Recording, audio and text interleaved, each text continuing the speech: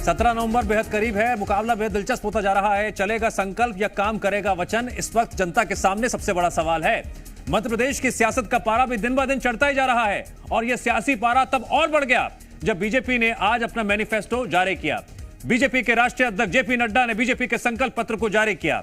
आखिर क्या है संकल्प पत्र की बड़ी बातें और कांग्रेस के वचन पत्र से कितना है यह अलग, करेंगे हम चर्चा और एनालाइज, लेकिन उससे पहले देखिए यह रिपोर्ट।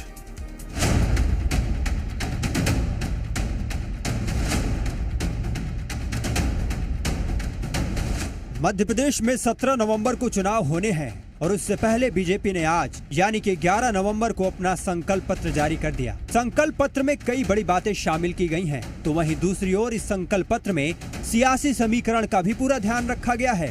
एमपी में अब की बार कांग्रेस पार्टी का वचन पत्र वर्सेस बीजेपी का संकल्प पत्र। क्या बीजेपी को संकल्प पत्र के जरिए सियासी समृद्धि मिलेगी या फिर कांग्रेस पार्टी का वचन पत्र भारी पड़ेगा? बीजेपी के राष्ट्रीय अध्यक्ष जेपी नड्डा ने आज एमपी बीजेपी का संकल्प पत्र जारी किया। बीजेपी ने दावा किया है कि 23 में संकल्प पत्र से समृद्धि मिलेगी, तो वहीं कांग्रेस पार्टी ने अपना वचन पत्र भारी बताया है। बीजेपी ने अपने संकल्प पत्र में हर एक वर्ग पर खास फोकस करते हुए कई बड़े वादों को शामिल किया गया है। जहां महिलाओं के लिए बड़े वादे शामिल हैं, तो वहीं किसानों को भी बखूबी साधने की कोशिश की गई है। हमारी रुचि ये है कि हम आपको बताएं कि हमारे को अगर आपने शासन में लाया तो हमने क्या करके दिया है, और ये रिपोर्ट कार्ड रखना ये भी हमारी इम्पोर्टेंट आयाम है। लेकिन इसके साथ साथ लास्ट माइल डिलीवरी, इस पर भी हमने बहुत जोर दिया है। और इस बार के संकल्प पत्र में लाडली बहन योजना के तहत 1 करोड़ 30 लाख बहनों को हम फाइनेंशियल असिस्टेंस के साथ साथ हाउसिंग फैसिलिटी भी देंगे और उनको पक्के मकान देंगे। इसकी हमने व्यवस्था उसमें जोड़ी है। हमारे किसान भाइयों का सवाल है, गेहूं की परचेज हम प्रति क्विंटल 2700 में प्रति क्विंटल करेंगे और धान का परचेज हम 3100 प्रति क्विंटल के हिसाब से करेंगे। और हम जो 12,000 एनुअली बेनिफिशियरी किसान सम्मान निधि में दे रहे हैं, उसको मुख्यमंत्री किसान सम्मान निधि के साथ आगे बढ़ाते चले जाएंगे। बीजेपी ने संकल्प पत्र जारी किया, तो वहीं कांग्रेस पिछले महीने अपनी गारंटियां जनता के सामने रख चुकी है और अब जब बीजेपी का संकल्प पत्र सामने आया तो कांग्रेस ने इसे महज जुमला बता दिया। लेकिन मोदी की गारंटी वाले इस घोषणा पत्र पर, इस जुमला पत्र पर मोदी जी ने हस्ताक्षर नहीं किया। अन्य राज्यों में जहां रिलीज हुआ वहां मोदी जी अपने हस्ताक्षर कर रहे हैं। इस जुमला पत्र में मोदी जी ने भी हस्ताक्षर नहीं किया, क्योंकि उनको पता है कि ये झूठ तो वो भी नहीं बचा पाएंगे। इतने जुमले हैं कि उन्होंने भी किनारा कस लिया और मामा जी को इसमें एक जगह हस्ताक्षर करने का मौका मिला। बीजेपी हो या फिर कांग्रेस, दोनों ही राजनीतिक पार्टियों ने अपने अपने तरीके से जनता को साधने की कोशिश की है। वहीं सवाल ये है कि आखिर जनता को किसका घोषणा पत्र ज्यादा भाता है। फिलहाल तो राजनीतिक पार्टियों के सामने जनता को साधने की एक बड़ी अग्नि परीक्षा है। ब्यूरो रिपोर्ट, जी मीडिया। सबसे पहले आपको बताते हैं कि बीजेपी के संकल्प पत्र की कुछ अहम बातें जिसके जरिए पार्टी सत्ता में वापसी करने की कोशिश कर रही है। बीजेपी के संकल्प पत्र में सरकार बनते ही अगले 5 सालों के लिए प्रधानमंत्री गरीब कल्याण अन्न योजना के तहत प्रदेश के सभी गरीबों को मुफ्त राशन देने की बात कही गई है। बीजेपी का यह भी कहना है प्रदेश का कोई भी परिवार बेघर नहीं रहेगा। इसके लिए प्रधानमंत्री आवास योजना के साथ ही मुख्यमंत्री जन आवास योजना शुरू करने की बात कही गई है। लाडली बहनों को हर महीने आर्थिक सहायता के साथ आवास का लाभ भी दिया जाएगा, यह वादा भी किया गया है। एमएसपी के साथ 2700 रुपए प्रति क्विंटल पर गेहूं और 3100 रुपए प्रति क्विंटल पर धान की खरीद की व्यवस्था बीजेपी करेगी, यह वादा भी शामिल है। वहीं पीएम किसान सम्मान निधि और मुख्यमंत्री किसान कल्याण योजना के लाभार्थियों को 12,000 रुपए सालाना देने की व्यवस्था करने की घोषणा की गई है। बीजेपी के संकल्प पत्र में यह भी जिक्र किया गया है कि तेंदुपत्ता संग्रहण दर 4,000 रुपए प्रति बोरा सुनिश्चित की जाएगी।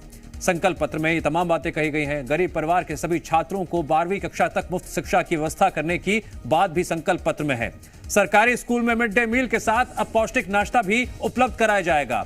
युवाओं के लिए हर संभाग में आईआईटी की तर्ज पर Madhya Pradesh institute of technology और एम्स की तर्ज पर Madhya Pradesh institute of medical science स्थापित किया जाएगा।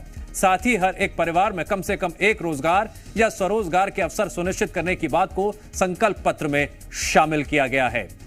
ये तो हुई बीजेपी के तमाम संकल्पों की बात जो सत्ता में वापस आने के बाद बीजेपी जनता के लिए करेगी।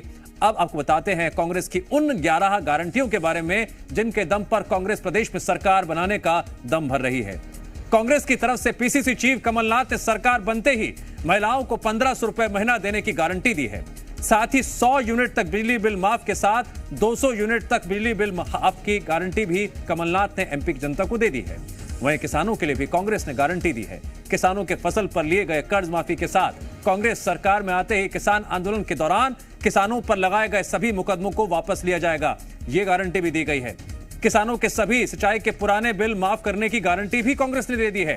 सरकारी कर्मचारियों के लिए बड़ी गारंटी कमलनाथ के पिटारे से निकली है। कमलनाथ ने सरकार बनते ही ओल्ड पेंशन लागू करने की बात कही है।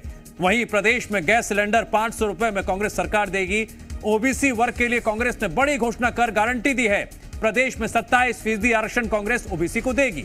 साथ ही 12 घंटे तक हर हाल में सिंचाई बिजली सुनिश्चित करेगी कांग्रेस सरकार अगर सरकार बनती है।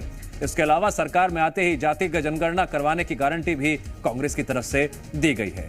तो एक तरफ कांग्रेस की गारंटी है, दूसरी तरफ बीजेपी के संकल्प हैं। कौन किस पर भारी पड़ेगा जनता तय करेगी। बहरहाल जरा विश्लेषण करते हैं। जी मीडिया संवाददाता अजय दुबे जुड़ गए हमारे साथ भोपाल से लाइव। अजय, विश्लेषण के लिहाज से एक तरफ संकल्प पत्र है, दूसरी तरफ वचन पत्र है। वचन पत्र में 11 गारंटी नजर आ रही है। हमें यह भी नहीं भूलना होगा कि इस बार चुनाव इस लिहाज से भी दिलचस्प है कि क्षेत्रीय समीकरण, जातीय समीकरण और बागी समीकरण बहुत प्रभाव डालेंगे। लेकिन जो ये वादों की बौछार दोनों तरफ से की गई है, कौन किस पर ज्यादा भारी पड़ता हुआ नजर आ रहा है? देखिए, सत्ता के संग्राम में बीजेपी और कांग्रेस दोनों के लिए राह आसान नहीं है, लेकिन भारतीय जनता पार्टी के लिए बेहद कठिन है। क्योंकि आज जो संकल्प पत्र भारतीय जनता पार्टी ने जारी किया वो कांग्रेस के वचन पत्र के सामने बड़ा धूमिल नजर आ रहा है। क्योंकि वो तमाम वादे कांग्रेस के जनता को बड़ा आकर्षित करने वाले हैं और बीजेपी का जो वादा है वो धूमिल नजर आ रहा है। क्योंकि उन संकल्प पत्र में भारतीय जनता पार्टी की जनता को लुभाने के लिए उतना कुछ नहीं है। क्योंकि एमएसपी की बात करें, किसानों से अगर हम शुरुआत करें तो किसानों को 2700 रुपये प्रति कुंटल गेहूं की खरीदी और 3100 रुपये धान की खरीदी का वादा भारतीय जनता पार्टी ने किया है। और कांग्रेस पहले ही कर चुकी है कि हम 2600 में देंगे, 100 रुपये का डिफरेंस है और उसमें 300-400 रुपये का। उसके बाद लाडली बहना योजना की बात करें तो संकल्प पत्र में लाडली बहना योजना का जिक्र तो नहीं है, लेकिन उसमें इस बात का, चूंकि जेपी नड्डा ने जब संकल्प पत्र जारी किया तो उस दौरान उन्होंने ये जरूर कहा कि जो लाडली बहना है उनको मकान दिया जाएगा। उसको लेकर अब मध्य प्रदेश में सियासत भी हो रही है। कमलनाथ भी कह चुके कि लाडली बहना योजना का कहीं शिवराज सिंह चौहान ने अपने हाथों गला तो नहीं घोट दिया, क्योंकि उस संकल्प पत्र में जिक्र नहीं है लाडली बहना योजना का। फिलहाल हालांकि बातों में उन्होंने जरूर कहा था कि लाडली बहना की जो लाडली बहनें हैं उनको मकान भी दिया जाएगा। शिक्षा की बात करें तो युवाओं को साधने के लिए शिक्षा का भी जिक्र भारतीय जनता पार्टी के संकल्प पत्र में है। उन्होंने साफ तौर पर कहा कि जो गरीब बच्चे हैं उनको 1 से लेकर 12वीं तक निःशुल्क शिक्षा दी जाएगी और जो छात्राएं हैं उनको केजी से लेकर पीजी तक, पोस्ट ग्रेजुएशन तक, उन्हें भी जो है सरकार पढ़ने के लिए मुफ्त पढ़ाई कराएगी। उसके साथ साथ क्योंकि कांग्रेस का जो संकल्प पत्र है उसमें कई वादे हैं, क्योंकि जो छात्रों को लेकर बीजेपी ने संकल्प ले लिया है, कांग्रेस ने वचन दे दिए हैं। 17 नवंबर को जनता तय करेगी अपने मत से वो किस पर ज्यादा विश्वास करती है। तमाम संभागों में वैसे अलग अलग समीकरण है। क्या ये वचन और संकल्प ही आधार बनेंगे या फिर हाल के महीनों में जो तकरार देखने को मिली उसका असर भी देखने को मिलेगा? जानकारी के लिए आपका शुक्रिया।